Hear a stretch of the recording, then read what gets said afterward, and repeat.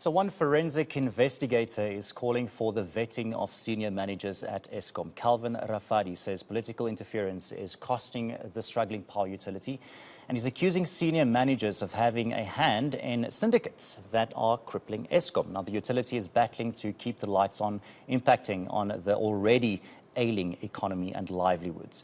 Now, for more on this, let's bring in Calvin Rafadi, a forensic investigator at Biz Traces. Thank you so much for joining us, Calvin.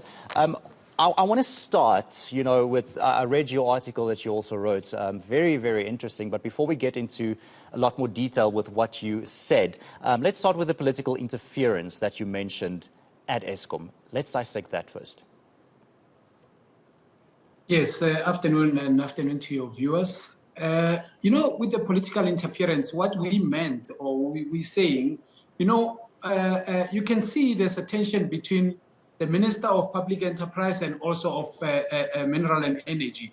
Now, Eskom, its shareholders, is Department of Public Enterprise, but it's running without a DG as we speak because of the political interference. But what we are saying is, the more political interference into this particular, because Eskom is a business, so you need quality management system, not politicians to be interfering, and they come in as a backdoor in a cookie jar, because they've got their own interest.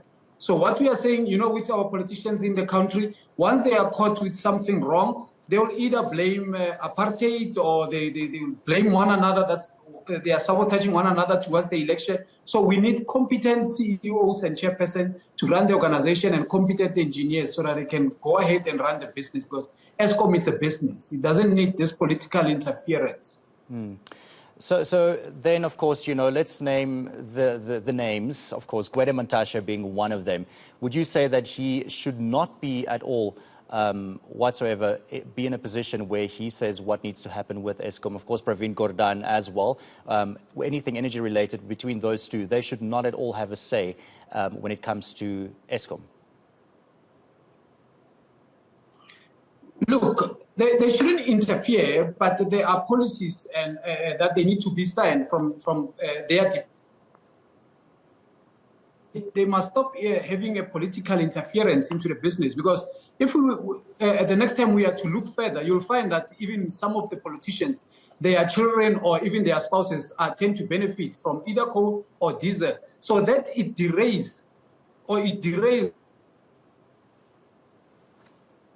of the management itself as well. I really hope that we don't have any technical difficulties with your signal, Calvin, but let's try and see if the signal will last. Let's go to something that you mentioned, something very interesting. You said the Eskom needs to vet its senior managers to receive its full revenue, but then you go on to say that it's enabling ghost vending from within the utility. Maybe before you start with explaining what you mean by that, also explain to us what exactly, for those who don't maybe understand the term ghost vending, what do you mean by that? All right, a ghost vending, well, in terms of when we speak of a ghost vending, we speak of a CDU. Now, a CDU, it's a credit dispenser unit. A credit dispenser unit, it's a standalone machine or even a computer, for instance, that one can buy a token, a credited token of electricity. So it is called a credit dispenser unit. And why we call it a ghost vending machine is because they operate offline. So that's why the name derives from a credit dispenser unit, which operates from offline. Then it is called a ghost vending machine. And you are saying that senior management at Eskom has some sort of, something to do with this, and they are to blame for this? Yes, indeed. Just to quickly summarize it for you, even the history. This particular standalone machine, or the credit ghost vending machines, they used to operate legally, in the past, like in the early 2000, to sell electricity, but mainly to sell electricity. Then when internet was introduced, then because they operate on a Windows 7 DOS program, then they were recalled by Eskom. Now, as they were recalled, some of the management staff in Sebokeng, in one of the storages, they took these machines, they broke into that office and took these machines, and they kept it. Now, the reason being, they still operate those particular machines offline. Now, what happens is every time Eskom increases the tariffs of this particular machine, you need managerial staff, even senior managerial staff with a floppy disk, or sometimes we call it a stiffy disk, or a managerial card to swipe on this particular ghost vending machine in order for the IT to update the tariffs to match with the online machine.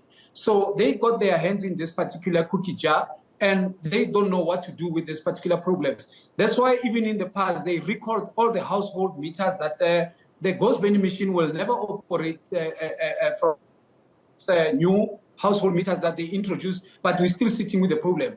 3 days ago, I was reading one of the articles. They say no, they want to recall and cancel all the prepaid meters because they lose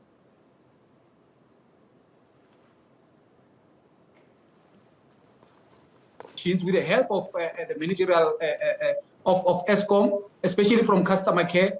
They run their own parallel Eskom, and where they sell what you call buy one, get one free, even to unsuspected citizens of South Africa, like your pensioners.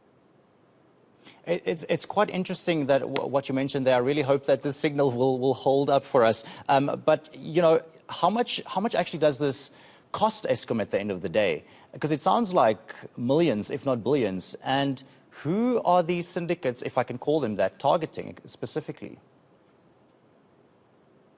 Look, the last time, if you can check, it's even on a portal if you Google, because everything they report to the parliament, it's reported even on social open source information. The last time we checked, they were losing like 340 or 50 billion per annum from these particular machines. Because, like I said, this syndicates, they run their own parallel Eskom.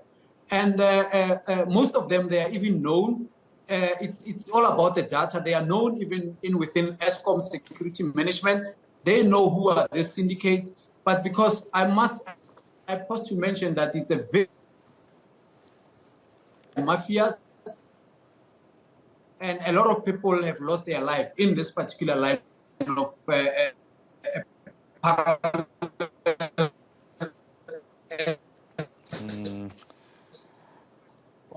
All right. Unfortunately, we did lose Calvin there. Thank you so much. Calvin Rafadi, forensic investigator for BizTraces. Very interesting.